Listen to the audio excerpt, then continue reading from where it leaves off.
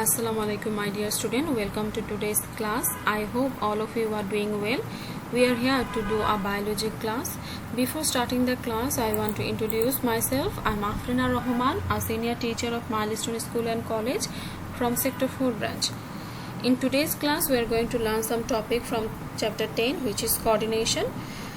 First, you need to get a good idea what coordination actually is. Coordination is actually the process of organizing either people, group, process or methods so that they all can work together perfectly and they all can work together finely.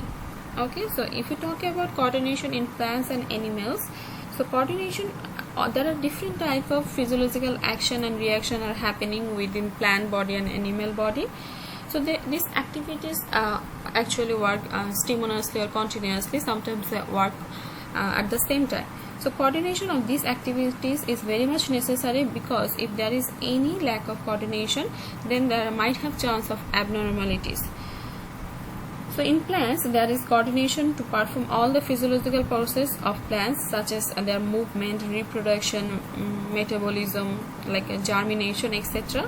And in human bodies, coordination actually performs different activities with the help of brain and hormone. They actually coordinate all the function or all the activities of human body.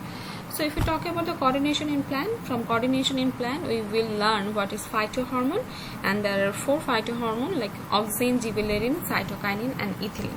We are going to learn details information about them.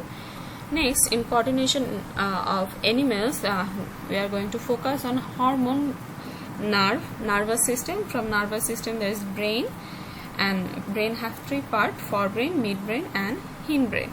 So I hope after finishing this class you guys will have a clear idea about this topic. So let's start our class.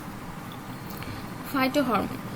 So before starting the phytohormone, let us give a brief discussion about coordination in plants. So different physiological activities are continuously occurring in plant cells. So these activities are accomplished by different methods or different systems. So the coordination of these physiological activities is an essential act.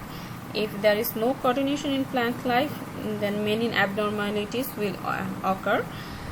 In a lifespan of a plant, they complete different type of activities like germination, growth, development, flowering, then aging, etc. So coordination is very much important, because it will actually control these activities and their cyclic way. So there are different type of hormones which actually helps in the coordination of plant. So the biochemical substance which is produced in the plant body and regulates growth and development of the plant is called hormone. As it is a plant hormone, that's why it is called phytohormone. There are 5 main natural phytohormone which is released from plant body. They are auxin, gibberellin, cytokinin, abscisic acid and ethylene. Okay. So these hormones which are mainly, and these are mainly found in different parts of hormones.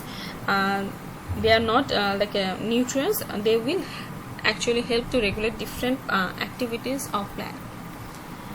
There are some hormones other than phytohormone which are found in plant body, but they cannot be separated or identified.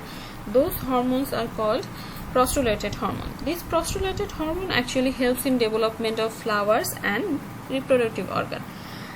So there are 2 prostulated hormone like florigine and vernalin, and they are the main prostulated hormone. If you talk about florigine, florigine is actually found in the leaves or buds of plants. It can be later on transferred into different parts like petiole and the stem. So this florigine actually helps the plants in flowering, which is very important for the reproduction.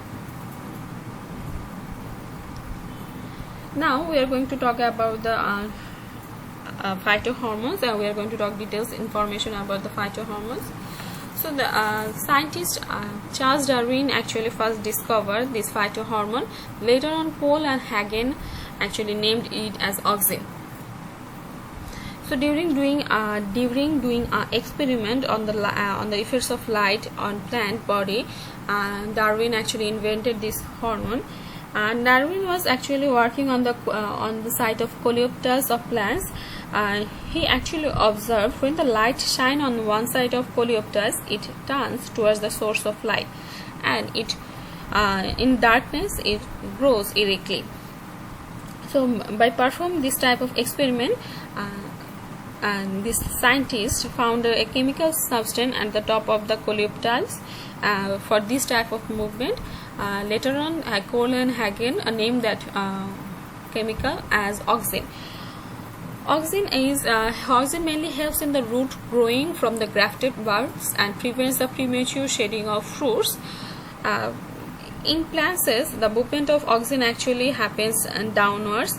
Auxin also helps in the, if I say, the rate of osmosis and respiration is increased due to the auxin. So it is kind of related with the auxin secretion, and auxin also plays an important role in producing fruit where there is no seed.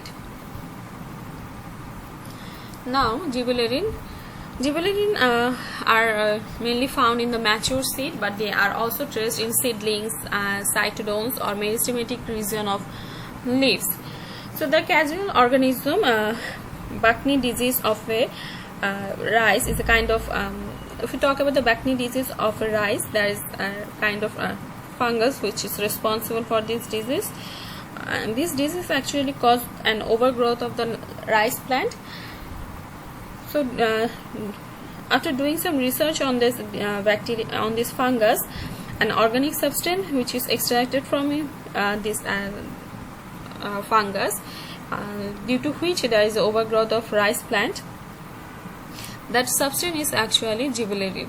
So gibberellin actually helps in different type of elongation and of the internodes or stem, which means we can use these hormones in stunt plant also. If this hormone is applied on a stunt plant, it will grow more than a normal plant in length. So gibberellin also played a important role in the blooming of flower and shortening the period of dormancy in seed and in germination. As we are talking about dormancy, let me tell you, dormancy is something like it is active, not actively growing, but they are capable of being activated. Okay. Now cytokinin is mainly found in fruits, cereal, and the water of green coconut. It is also found in the roots of several plants. This is generally stimulate the process. This hormone generally stimulates the process of cell division. We have heard about cytokinin process in cell division. That cytokinin process occurs due to the effect of cytokinin hormone. Cytokinin also plays an important role in the growth of cells and development of organs. It helps in the breaking of dormancy of seed and in delaying of aging process, which is very important. If they delay the aging process, we can get more and more benefits from a specific plant. Ethylene is a gaseous substance. It is mainly found in fruits and flowering, fruits, flowers, and seed, and sometimes it's found in leaves and root also. So ethylene actually helps to ripen the food. There are some businessman or fruit businessman, they actually use ethylene to ripen the food artificially. So ethylene also helps to break the dormancy in seed and bud. It helps in seedling to grow. It also plays a role in growth of seedling stem and triggers the initiation of growth of flowers and fruit. Now we are going to talk about the growth of plants. So the effect of light and temperature on the development of different organ of the plant is remarkable. Through different synthesizing method, the growth is actually occur. It forms the distinct element which causes the development of new organ. In presence of light and also in presence of different temperature, this development can actually change. So we can also say that the flowering of plants also depend on phototropism.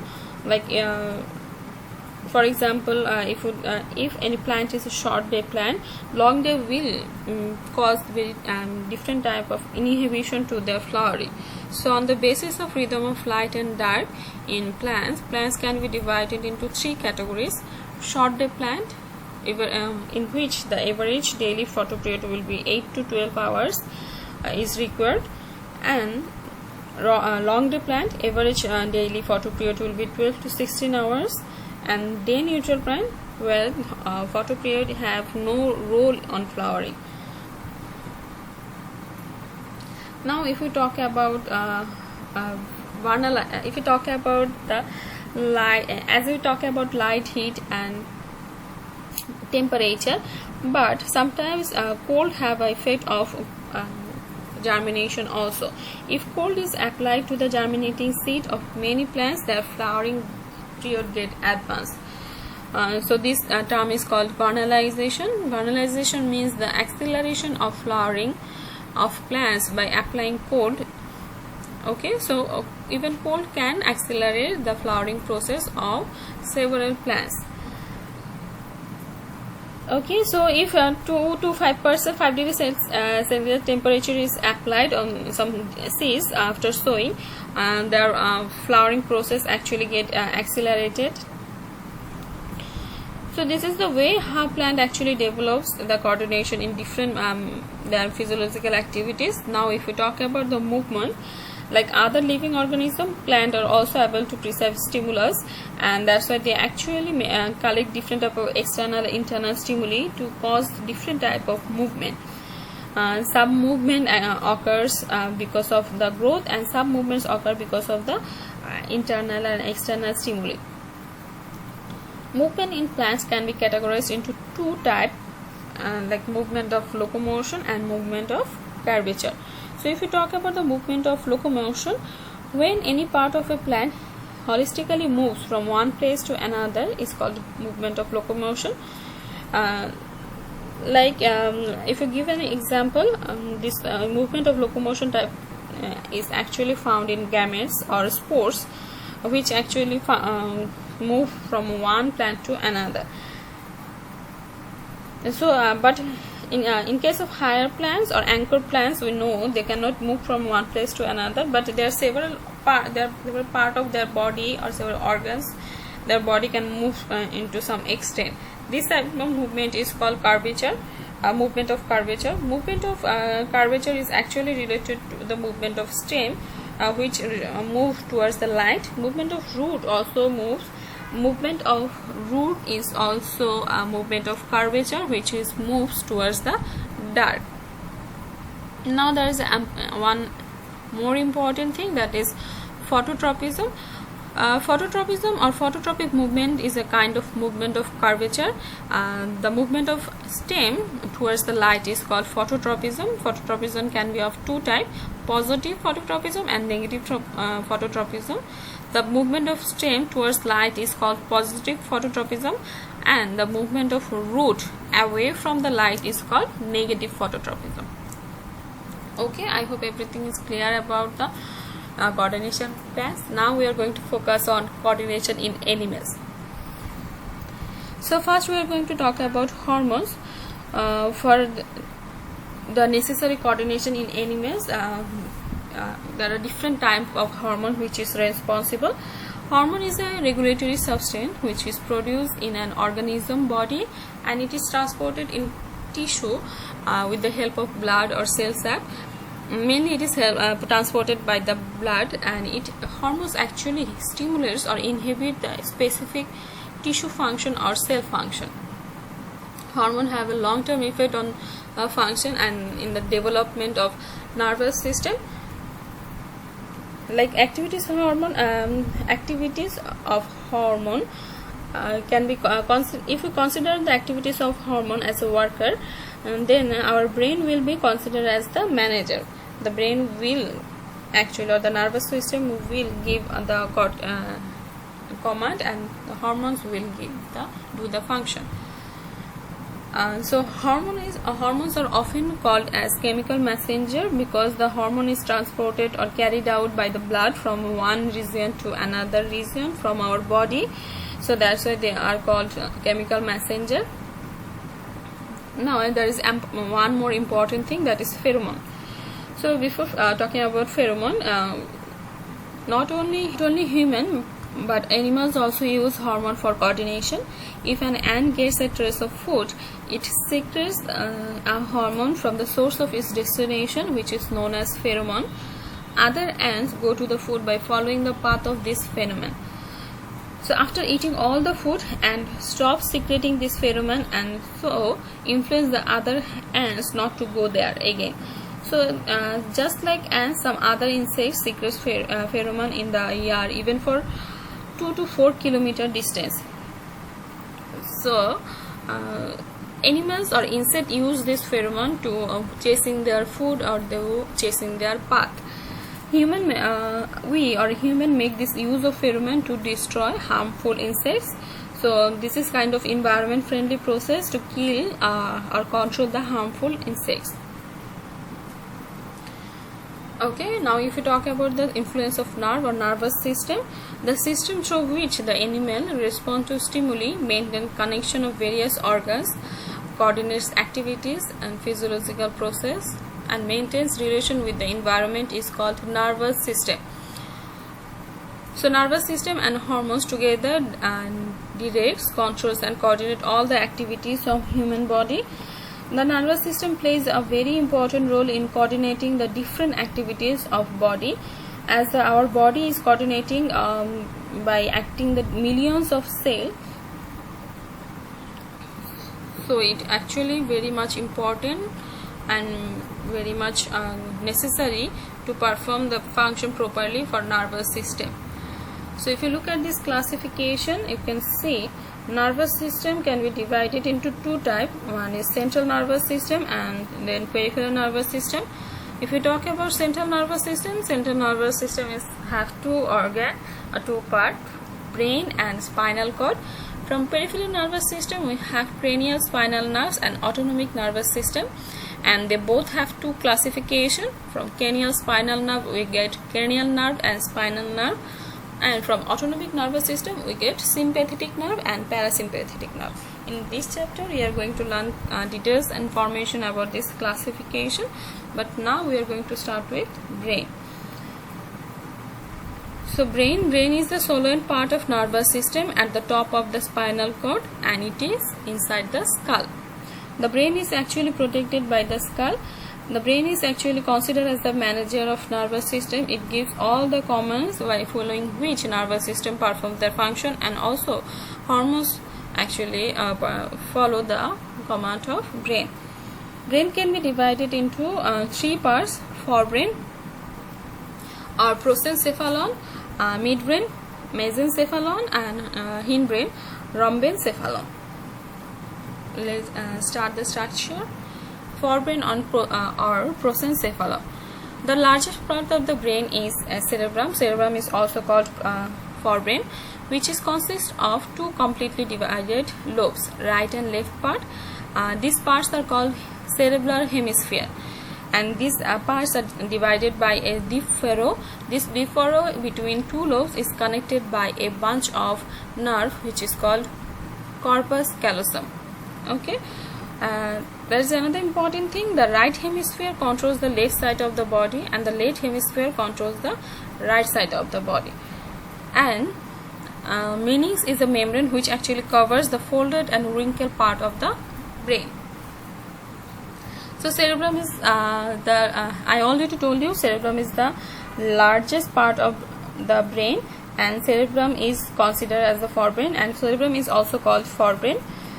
So the exterior part of cerebrum is cortex, which is composed of different neurons on numerous numbers of neurons, and interior part of the cerebrum have axon within them, which controls which carries the different stimuli. Cerebrum is the in the higher organs receive nerves impulses and send this responses to different organ of our body. Cerebrum is the center of body movement. For example, if we talk about speech, vision, hearing, then memory, thinking, sensation, it's on all of these things are actually controlled by the cerebrum. And cerebrum also helps in taking decision, in responding to the stimulus. For example, if any stimulation is occurring or external internal stimulation, it will help to take any type of taking decision response on that stimuli. So this is the structure of our brain. So if you see it clearly, here we can see the corpus callosum and also the cerebellum, which is the largest part of the brain. Okay, and the skull, the outer portion, the skull, which protect the whole brain. Okay, now come to the midbrain. The upper part of the hindbrain is midbrain or mesencephalon. Midbrain is actually kind of bridge between the forebrain and hindbrain.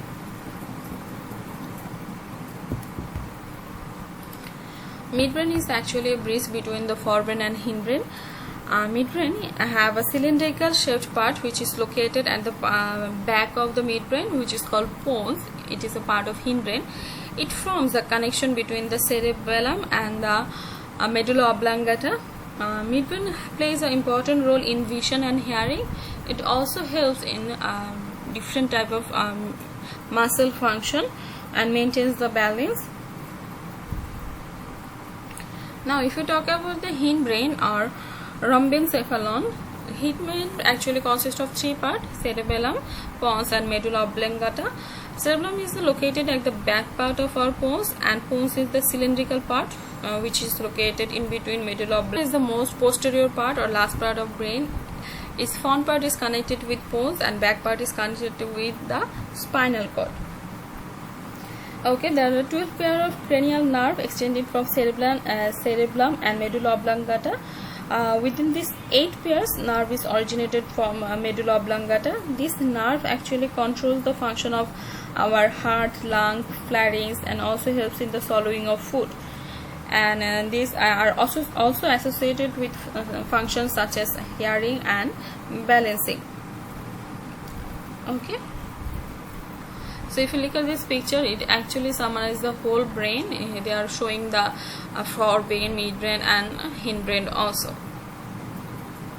Now we are going to talk about the spinal cord. The spinal cord originated from the posterior part of medulla, leaves the skull through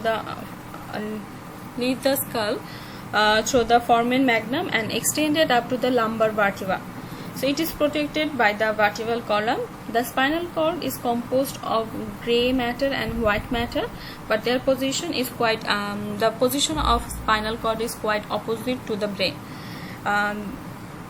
There are 31 pairs of nerve which is originated from spinal cord and pass through the hole located in between the vertebrae. These are the kind of nerve which originated from the neck, shoulder and chest, back, hands and legs. And so these nerves are kind of mixed in nature. So thank you everyone for joining the class and hearing me. I hope everyone everyone have a clear idea of what I just taught. If you have any confusion, please contact with your subject teachers and clarify your confusion.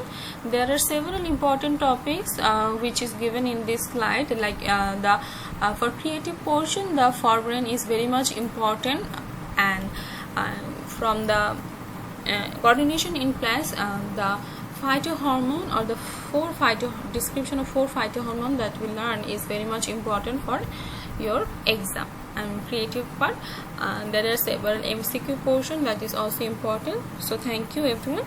I hope you will have a great day ahead.